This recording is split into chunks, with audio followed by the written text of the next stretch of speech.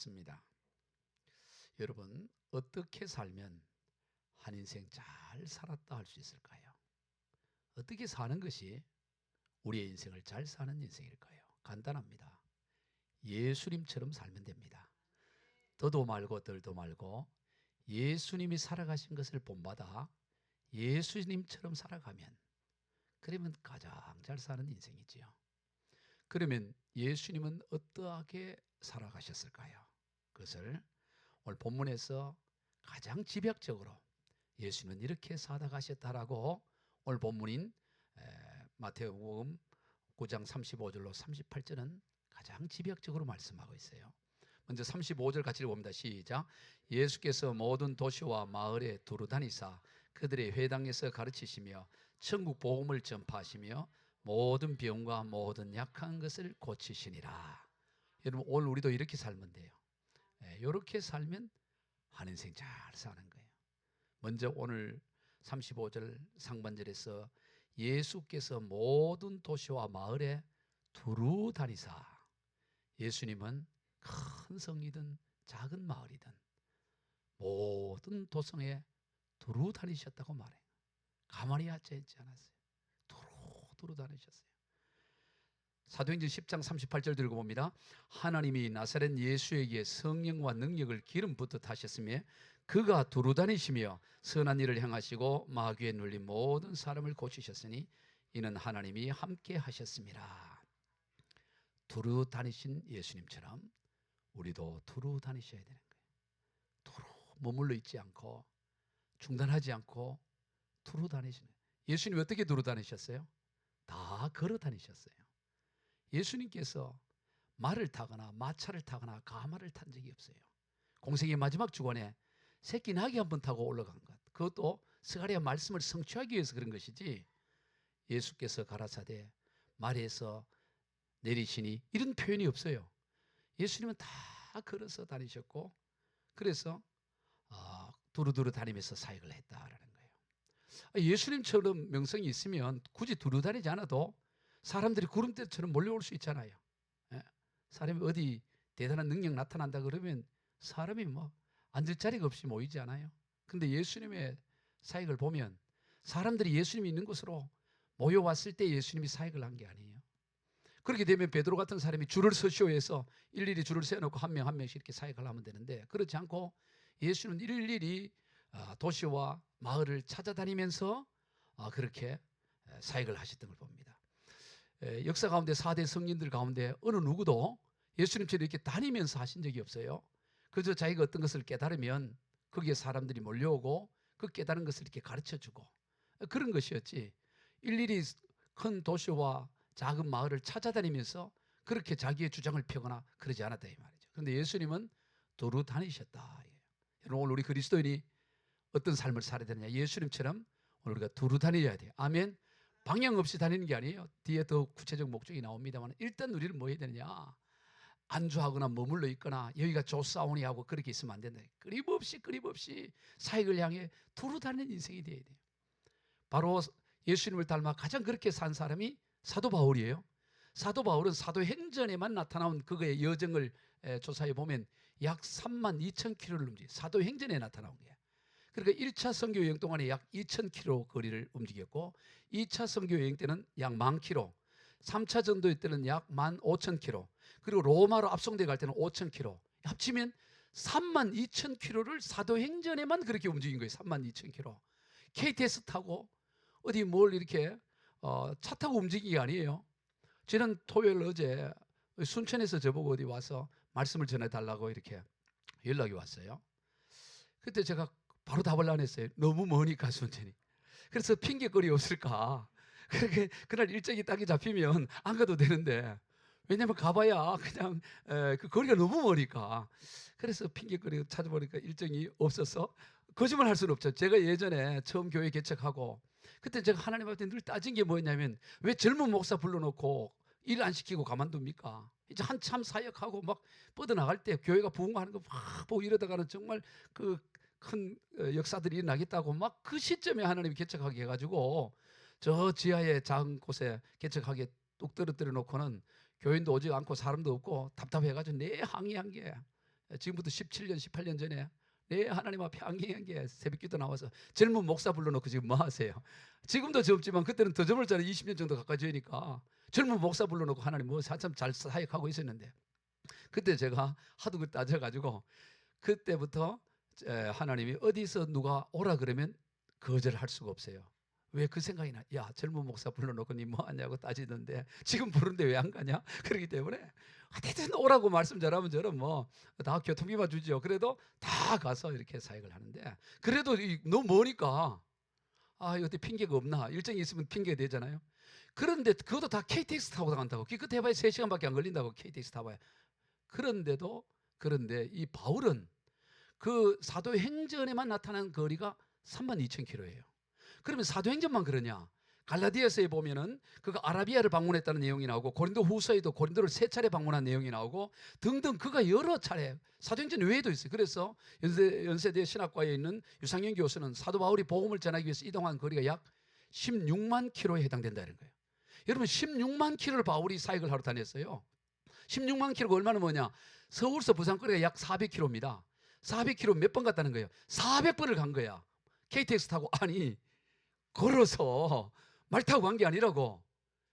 사도 바울도 끊임없이 다녔다고, 주님을 본받아. 여러분, 그렇게 하지 않아도 돼요. 사도 바울 같은 경우는. 왜냐하면 자기가 개척한 교회, 에베소 교회, 갈라디아 교회, 무슨 빌립보 교회, 많은 교회들이 있잖아요. 그 중에 한 교회에서 거기에 머물러 가지고 사역을 해도 누가 뭐라 할 사람이 아무도 없다고. 얼마든지 그 교회에서도 할 사역들이 많고 또 훈련시켜서 다른 데 보내도 되는 거지, 굳이 사도 바울이 그렇게 16만 킬로나 움직이면서 다닐 이유가 없어요.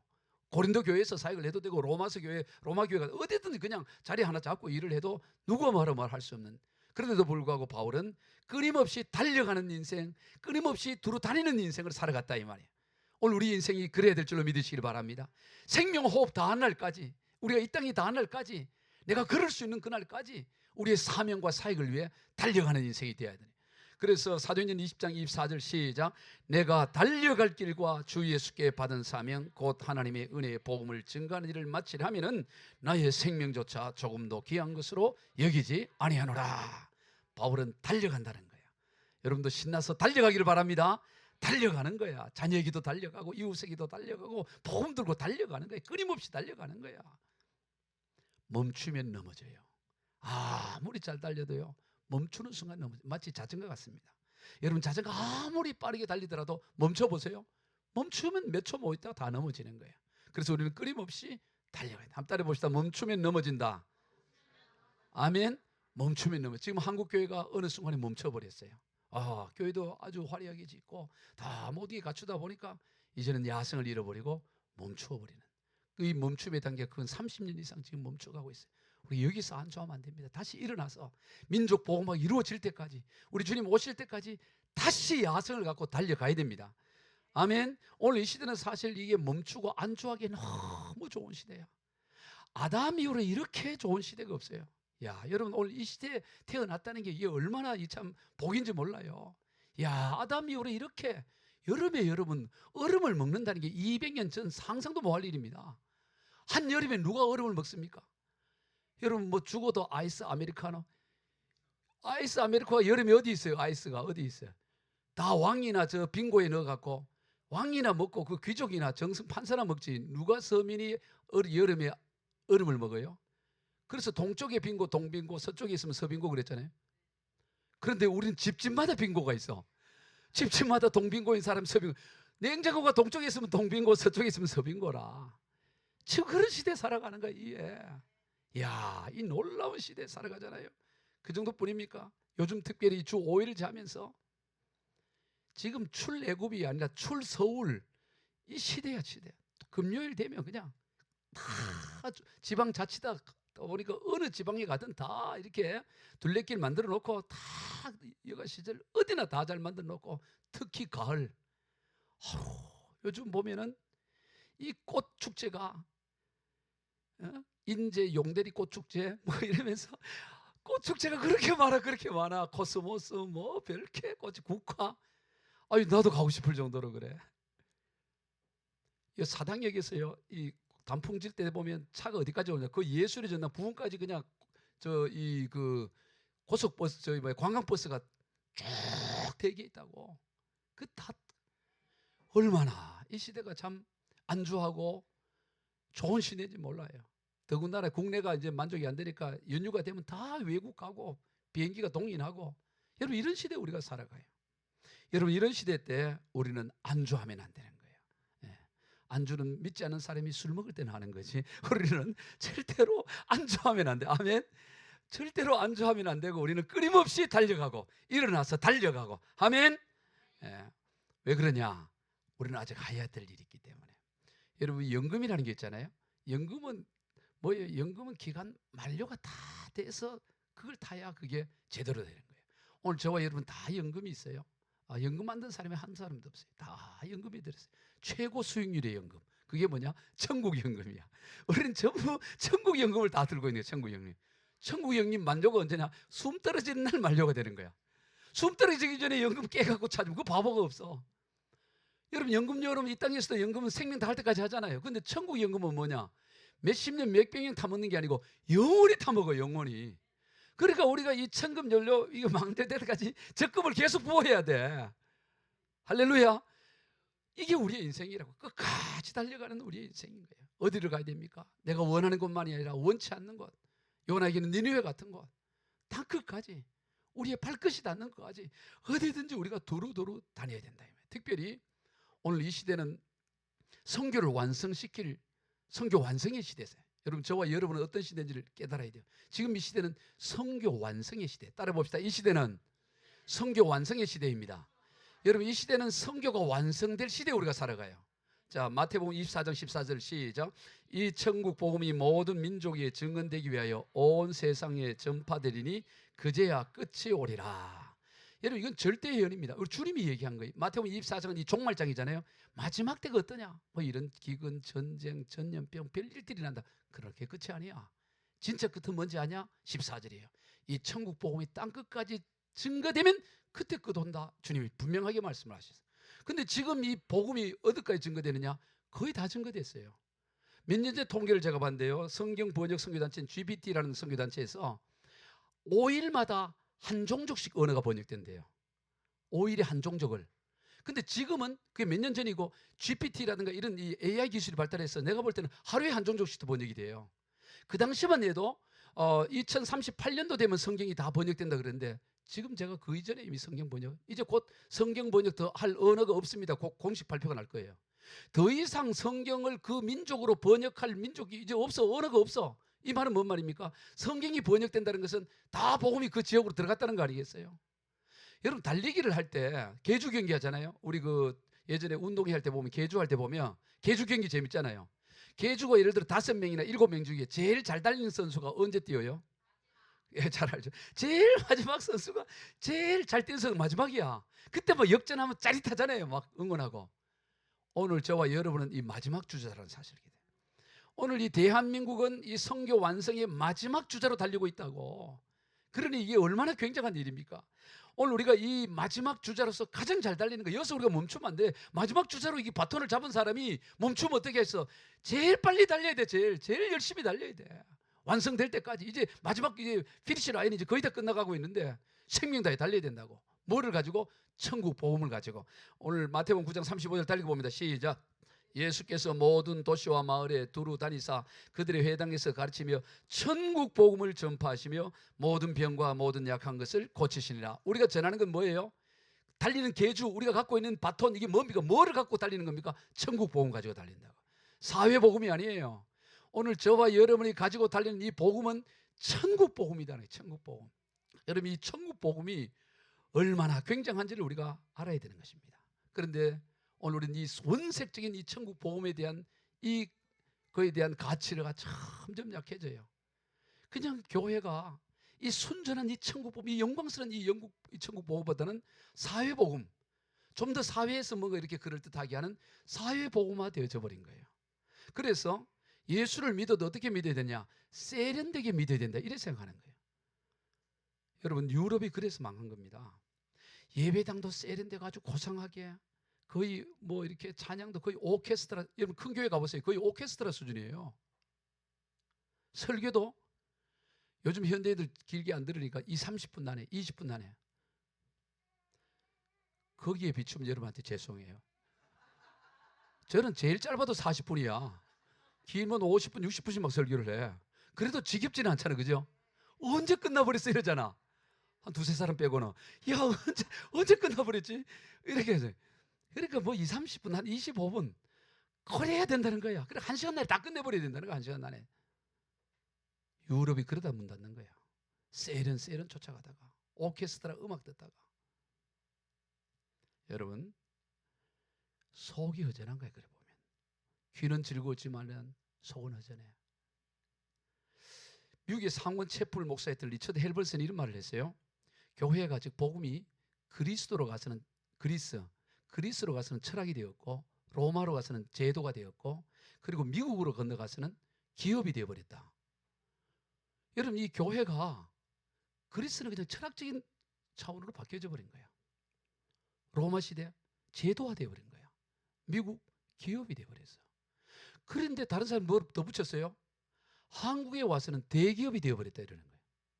여러분, 이게 이 예수 복음이 그저 철학이나 그러나 기업이나 문화나 이런 정도 수준이 아니잖아요. 유럽을 가서 문화가 되었다.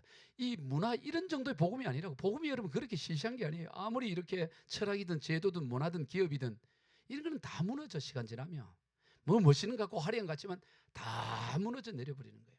여러분, 예수 복음은 그렇게 시시한 게 아닙니다. 오늘 저와 여러분이 가지고 있는 이 예수 복음은 이거는 영원히 무너지지 않는 복음이라고. 오늘 이 예수 복음의 능력을 확신해야 돼요. 오늘 우리가 가지고 있는 이게 얼마나 이 가치 발견을 해요. 가치 발견을. 지난주에도 보니까 어디 저 집에 문 여는데 문 그거 현관문 두는 돌멩이로 이렇게 쓰다가 보니까 오래전부터 할아버지 때부터 이 돌 개는 것으로 했었는데 그 손자가 보니까 이 돌이 좀 특이한 것 같아. 그래서 이거를 그 나라의 전문가에 해봤더니 그게 문 닫는 돌 기둥이 69억짜리인가 얼마 그렇게 가치가 발견됐다 그렇잖아요. 야, 우리 집에 여러분 집에도 그런 돌이 있나 보세요. 그러니까 집에 문 고는 돌인 줄 알았더니 이게 몇십억, 60억씩 넘는 그런 가치가 있었던 것으로 발견됐다는 거 아니에요. 그게 호박인가 뭐 그런 돌이에요. 호박이라는 게 있잖아요, 그죠? 여러분, 오늘 우리 예수 복음이 그저 유럽으로 가서 문화가 되고 미국으로 가서 기업이 되고 그리스 가서 철학이 되고 그런 수준의 것이 아니라고. 오늘 우리가 예수 복음을 시시하게 여기면 안 됩니다. 우리가 로마서 1장 16절 한번 읽어봅시다. 시작. 내가 복음을 부끄러워하지 않으니 이 복음은 모든 믿는 자에게 구원을 주시는 하나님의 능력이 됨이라. 먼저는 유대인에게요 그리고 헬라인에게로다. 어떤 종족 어떤 인류에게도 이 예수 복음은 믿기만 하면 받아들이기만 하면 구원과 회복의 역사가 일어난다. 이 복음이 너무 가치가 있는 거예요. 그런데 우리가 살다 보면 이 예수 복음의 가치를 놓쳐버릴 때가 있어요. 그래서 엉뚱한 데 매일 수가 있어. 그게 대표적인 게 사도행전 6장이잖아요. 저희도 말씀드렸습니다만 사도행 6장에서 헬라파 유대인, 히브리파 유대인 사이에 구제 문제로 갈등하잖아요. 너무 교회가 갑자기 부흥하고 가난한 사람 몰려오니까 이 구제가 중요한 이슈가 된 거야. 그래서 12사도들이 거기에 막 올인해서 정작 예수 복음의 이 위대함을 놓쳐버리고 하기 싫어서 한 게 아니고 너무 바쁘니까. 그래서 문제 갈등이 생겨났을 때 사도들이 결단하잖아요. 아, 이게 이럴 때가 아니구나. 우리 사도행전 6장 2절로부터 4절 봅시다. 시작. 12사도가 모든 제자를 불러 이르되 우리가 하나님의 말씀을 제쳐놓고 접대를 일삼는 것이 마땅하지 아니하니 형제들아 너희 가운데서 성령과 지혜가 충만하며 칭찬을 받는 사람 7을 택하라. 우리가 이 일을 그들에게 맡기고 우리는 오로지 기도하는 일과 말씀 사이에 힘쓰리라 하니. 오로지 예수 복음 원색 복음에 올인하겠다 이 말이에요. 그러면 접대하고 구제하는 일은 중요하지 아니 하는 거예요. 그게 주가 돼서는 안 된다는 거예요. 그게 주가 돼서. 근데 어느 순간에 보면 그런 것들이 주가 되는 거예요. 부가 주가 돼버리는 겁니다. 그러니까 원색 복음을 잃어버리게 된다 이 말이에요. 그런데 원색 복음을 회복했더니 다시 부가 원래 위치를 회복되고 문제가 해결되는 거예요. 그래서 스데반과 7 집사 가운데 빌립들이 위대한 사역을 감당하는 걸 보게 된다 이 말이에요. 오늘 우리 한국교회 또 우리 교회 우리의 사역의 핵심이 뭡니까? 우리에게 주어진 이 엄청난 예수 복음, 이 어마어마한 복음의 가치를 발견하지 못하고 그저 세상적인 것의 어떤 정도 수준으로 그저 문화 정도로 그 정도로 철학 정도로 우리가 이 복음을 여기고 있지 않는가? 우리가 반성을 해야 된다 이 말이에요.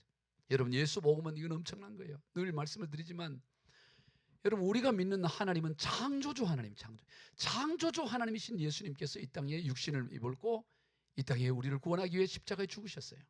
우리가 늘 어릴 때부터 듣고 늘 듣다 보니까 아마 그게 그런 거다 이렇게 생각할 수가 있어요. 그런데 여러분, 창조주 하나님이 육신의 몸을 입고 있었다. 이거는 어마어마한 일이에요.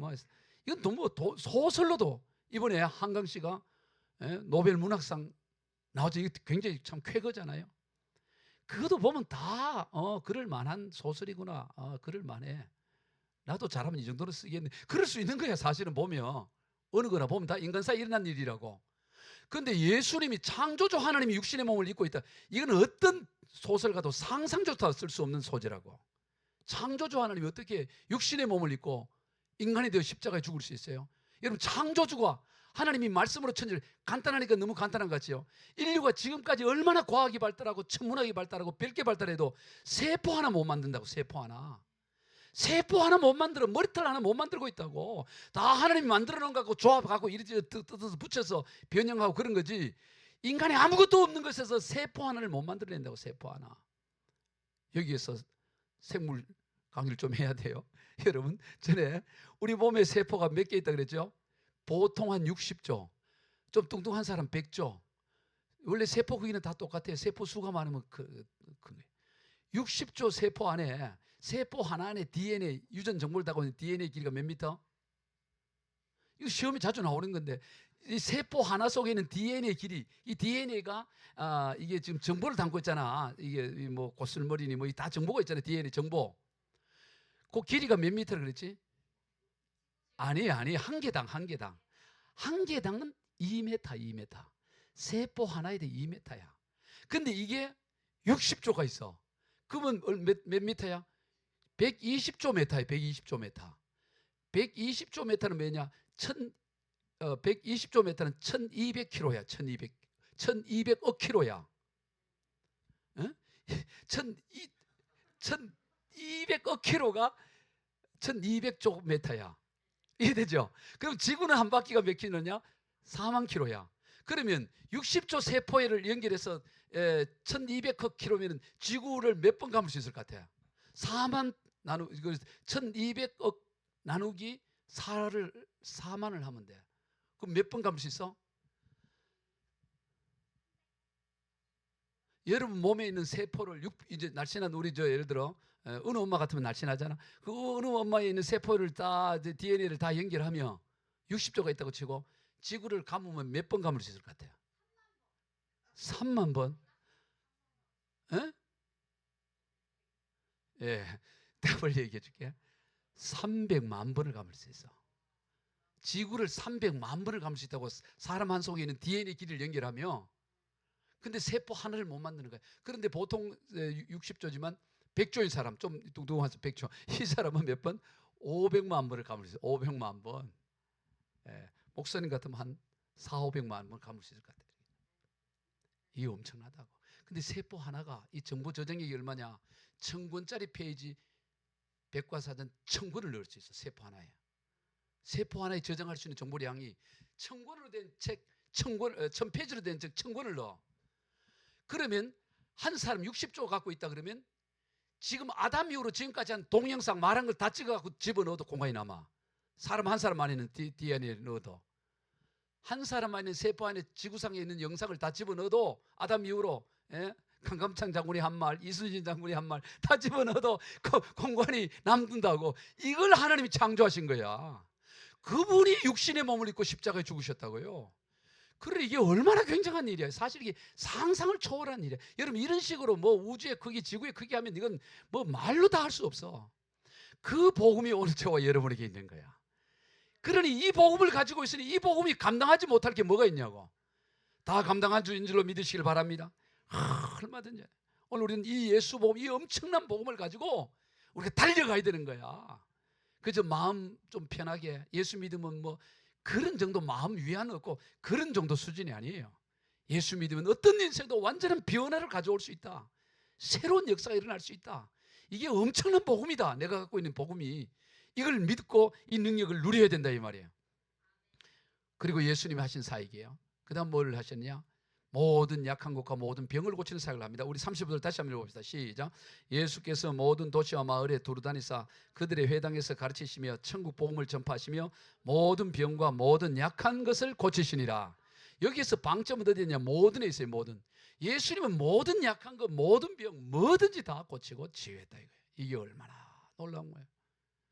여러분, 병이라 그러니까 아직은 여러분이 건강하고 교회 와서 이렇게 예배 드리니까 뭐 병이 대수롭겠나 이렇게 생각할 수 있어요. 그렇지 않아요. 제가 지난주에 어느 정말 신실한 선교사님 봐도 정말 열심히구나, 정말 훌륭한 선교사님이고 사역을 하는데 정말 이 불치병이 가운데 맞닥뜨리니까 나약해질 수밖에 없는, 그 모든 사역을 돌아보게 되고 그걸 볼 수밖에, 그게 인간의 한계를 철저히 봐요. 여러분, 인간이 뭐 굉장할 것 같죠? 안 그래요. 항암 주사 몇 번 맞아봐요. 안 그래요. 정말 하나님이 인간이 얼마나 약한지 몰라요. 약한지. 그런데 주님은 뭐냐? 모든 약한 것, 모든 병을 고치셨다는 거예요. 오늘 우리에게 그 주님이 있다는 게 얼마나 굉장한지 모릅니다. 내 인생에 어떤 극한적 상황을 만날지라도 그 극한 상황에서 우리를 건져주시고 해결해 주실 주님이 우리 가운데 계신다. 그게 예수 복음이다. 이게 얼마나 든든하고 얼마나 희망이 있는지 몰라요. 정말 굉장한 겁니다. 그러면 아니 예수 믿으면 그러면 모든 불치병이 다 나았고 모든 문제가 해결된다? 그렇지 않는 거예요. 그러면 예수님을 믿으면 아무도 안 죽고 여기 인류가 지금 80억, 800억 되겠지. 그게 아니죠. 예수님이 병을 고친 자도 다 나중에는 세상을 떠납니다. 주님께서 모든 병과 모든 약한 것을 고친다는 것은 뭔 말이냐면 어떤 인생, 어떤 문제도 그 가운데서 가장 좋은 최선의 것을 주신다 이 말이에요. 최선의 것. 우리가 볼 때는 이게 최악인 것 같은데 주님 앞에 나오면 그것이 가장 최선으로, 그 최선이 병을 고치는 걸 수도 있고 약한 것을 회복시키는 걸 수도 있고 아니면 병을 고치지 않고 이 땅에 떠나가게 할 수도 있고 그게 무엇이든 간에 예수님 앞에 나오면 언제나 최선을 주신다 이거예요. 이게 예수님이 주시는 복음의 능력이라는 거예요. 오늘 우리에게 그 복음의 능력이 있습니다.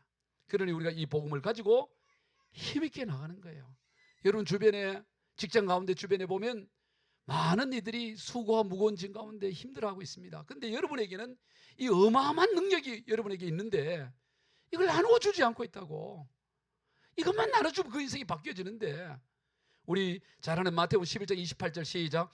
수고하고 무거운 짐진 자들아 다 내게로 오라 내가 너희를 쉬게 하리라. 어떤 인생도 오면 쉬는 거예요. 어떤 인생도 정말 복음을 만나면, 어떤 인생도 예수 복음 만나면 인생은 달라진다. 이 확신이 있어요. 저는 요즘 점점 더 그 확신과 그 믿음을 하나님 부어주는 것 같아요. 지금 한국교회 다 어렵고 이제 한국교회는 점점 쇠락의 길만 남아있다 그러는데 그렇지 않다. 우리는 제일 마지막 주자인데 마지막 주자가 이렇게 비실비실거리게 하지 않을 거다. 우리가 정말 일어나서 달리면 위대한 하나님의 역사가 나타날 거다. 이 확신이 점점 들어줘요. 하나님이. 여러분 세리장 삭개오든 수가성 오물가 연이든 일곱 귀신들든 막달라 마리아든 누구든지 예수 복음을 만나면 변화가 일어나는 거예요. 그 복음은 2000년 전이나 지금이나 동일하게 그 복음의 능력이 있는 거예요. 그리고 오늘 우리에게는 그 복음의 권세를 주고 네가 가지고 가서 우리 주님이 하신 것처럼 너 그렇게 한번 살아봐. 그게 인생 잘 사는 거야 하고 우리에게 권세와 능력을 부여주셨다 이거예요. 자, 마태복음 10장 1절과 누가복음 10장 19절 시작.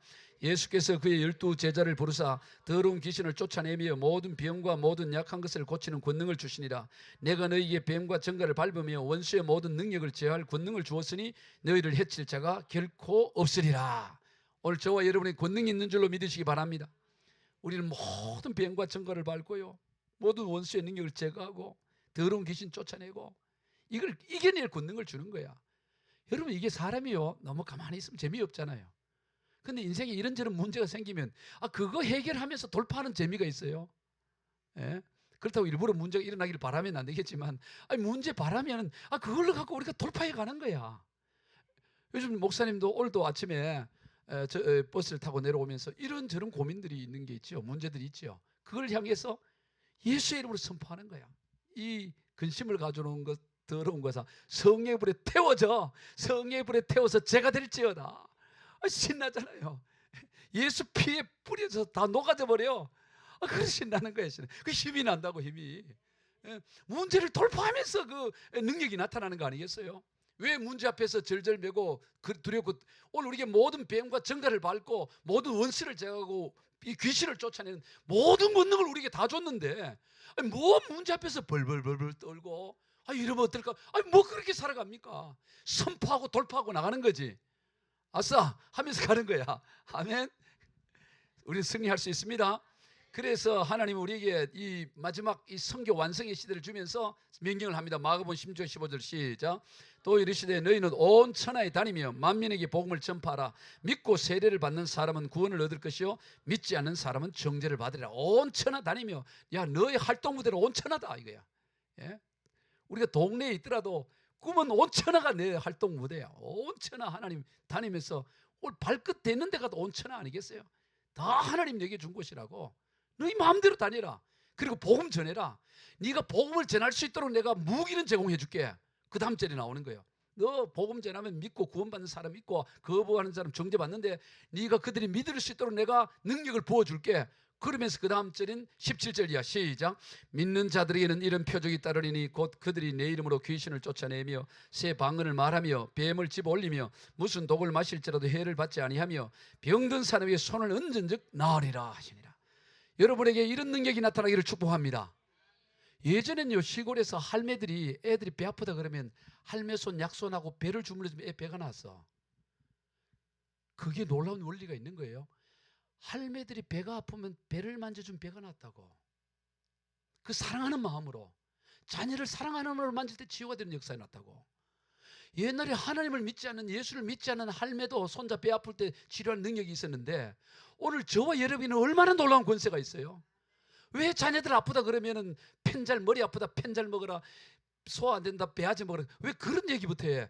안수하고 기도해 주라고. 이리 와봐라 내가 기도해 줄게. 치유하는 능력을 우리에게 있으면 해야 될 거 아니겠어요. 믿는 자들에게 이런 표적이 따른다 그러지 목사에게 이런 표적 따른다 그랬어요. 누구에게는 다 권세가 있다고. 권세야.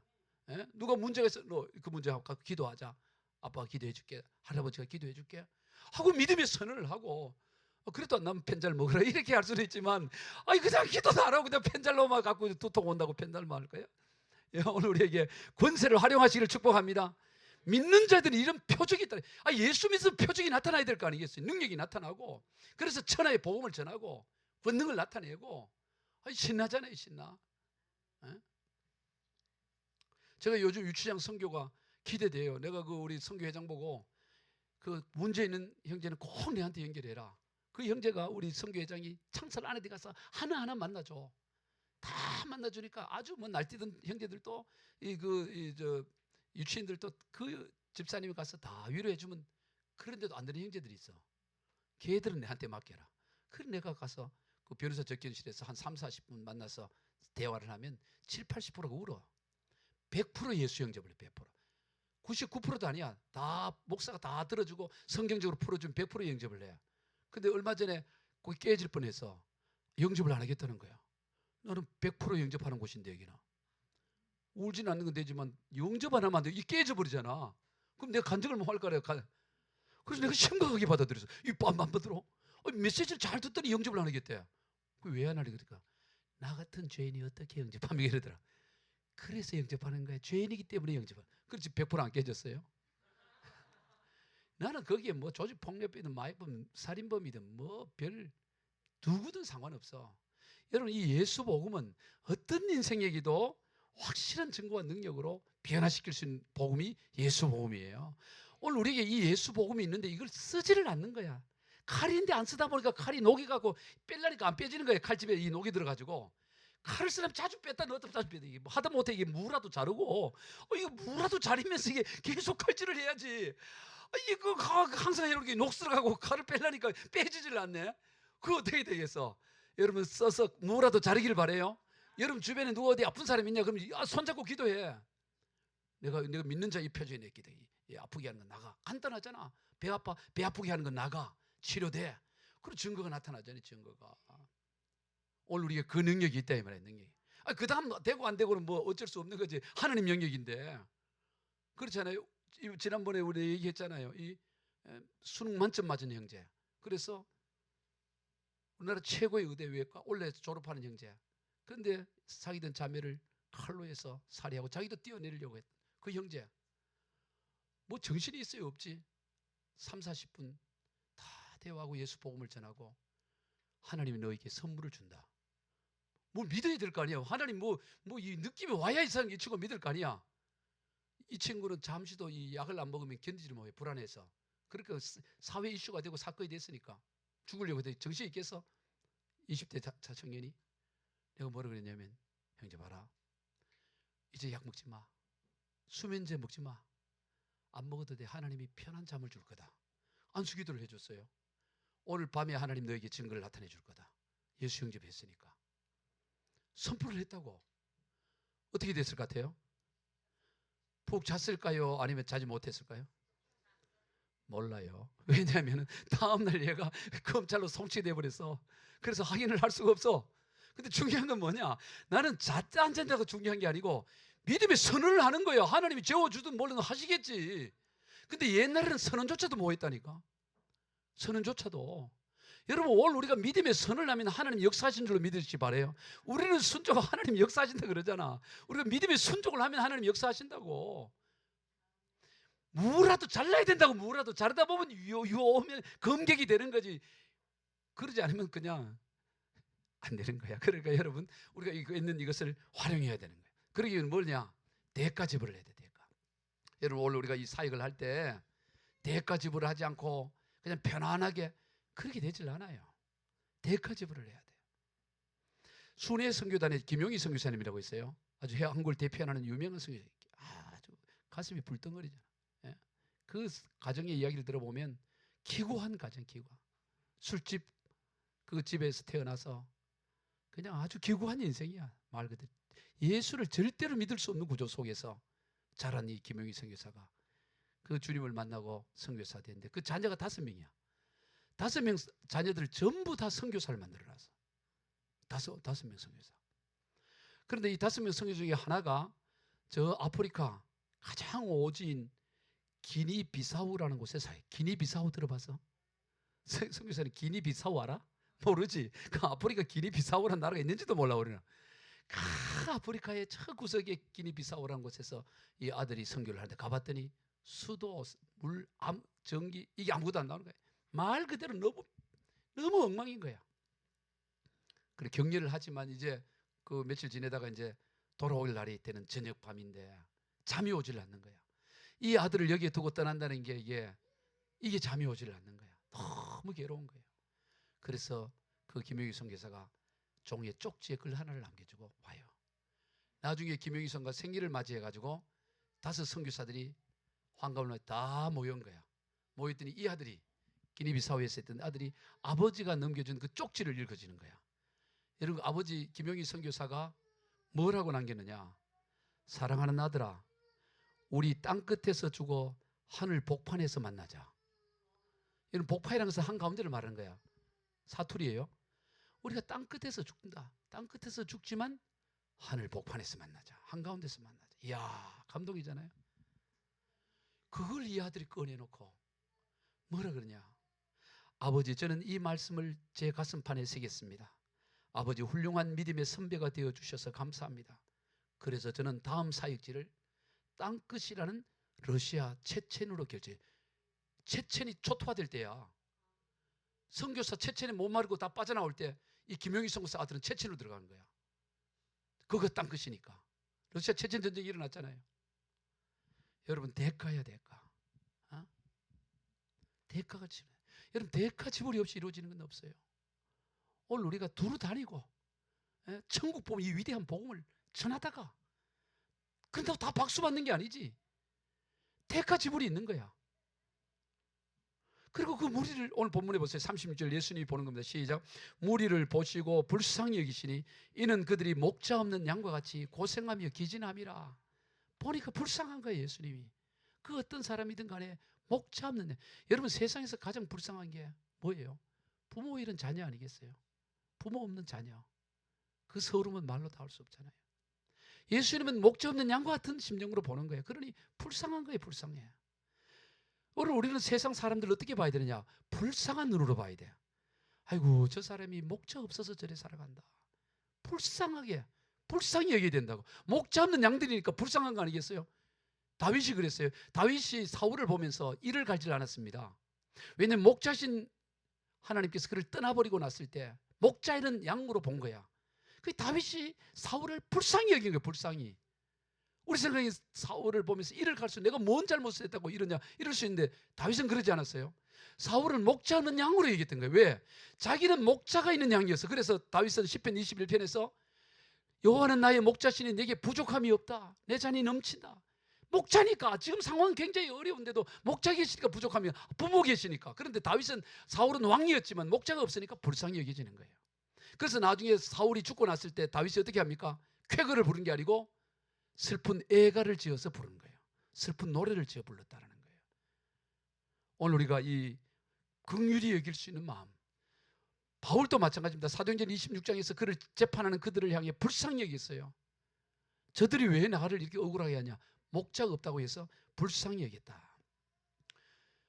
그리고 마지막으로 주님은 말합니다. 37절 38절 시작.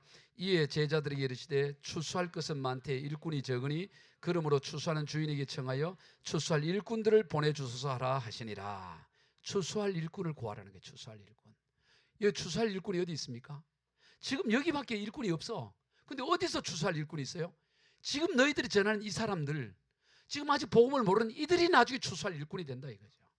여러분 오늘 우리가 지금 우리가 일꾼이 없다 이렇게 생각할 게 없어요. 우리가 지금 저와 여러분이 추수할 일꾼으로 세워지면 되는 거야. 주여 내가 추수할 일꾼 되게 하시고 내 자녀가 추수할 일꾼 되게 하옵소서. 여러분 자녀 보고 야 교회 가자 이 정도가 아니야. 너는 장차 추수할 일꾼이 될 거다. 이게 뻥이 아니라고 믿음의 선을 하는 거야. 너는 하나님을 신실하게 믿는 믿음의 명문 가문을 세울 자야. 그가 추수할 일꾼이 될 것을 바라보고 선언하고 나가는 거예요. 이게 예수를 믿는 그렇게 인생을 가장 잘 사는 삶이다라는 거예요. 말씀을 정리합니다. 우리가 어차피 인생 왔다가 갈 거 아니겠어요? 잘 살다 가야 되는 거예요. 잘 살다. 아멘. 인생 잘 살다 가요. 어떻게 살면 됩니까? 예수님처럼 살면 잘 사는 거예요. 예수님처럼 사는 거예요. 그러기 위해서는 현실에 안주하지 않는 거예요. 끊임없이 생명 다한 날까지 연금보험, 천국 연금보험 다 끝나는 날까지 끊임없이 우리는 달려가고 또 달려가는 거예요. 그리고 오늘 우리에게 준 이 권세, 약한 자라 병든 자를 고치고 치료한 이 권세를 가지고 그들을 고쳐내고 그리고 그들을 추수한 일꾼이 되도록 만들어가는 이 사역, 이게 우리 한평생 달려갈 사역이 돼요. 이게 우리가 나갈 길인 거예요. 이렇게 살면 인생 잘 사는 거예요. 우리 새세민교회 모든 교우들이 이렇게 잘 사는 인생 다 되시길 주 예수 그리스도로 축복합니다. 기도하겠습니다. 하나님 아버지 감사합니다. 인생이 금방 지나가는데 금방 지나가는 인생 잘 살게 하여 주옵소서. 예수님처럼 살게 하여 주옵소서. 비록 예수님과 똑같이 살지는 못하더라도 예수님처럼 흉내는 내고 살게 하여 주옵소서. 어떤 상황 가운데도 현실에 안주하지 않게 하시고 달려가고 또 달려가고 오늘 우리에게 있는 이 엄청난 천국 복음, 이 근본 하나님의 본체신 예수님이 육신의 몸을 입고 이 엄청난 이 복음, 이것 들고 생명 다해 달려가게 하여 주시옵소서. 그래서 많은 이들이 우리를 통해서 예수의 제자 되는 역사가 있게 하여 주시옵소서. 축복하고 감사하며 예수님의 이름으로 기도드리옵나이다. 아멘.